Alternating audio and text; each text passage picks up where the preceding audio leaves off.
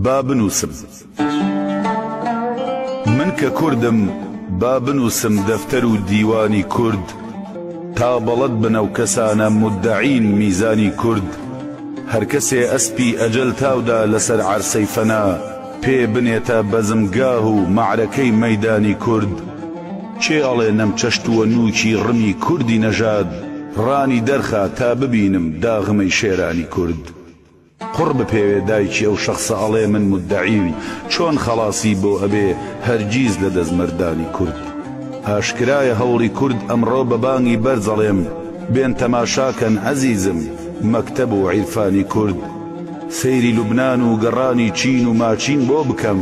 تا ببێ بەفرا و مێرگ و چیمەن و کوێستانی کورد مەزهەری لوتفی خودایە خاکی کوردان قانیعە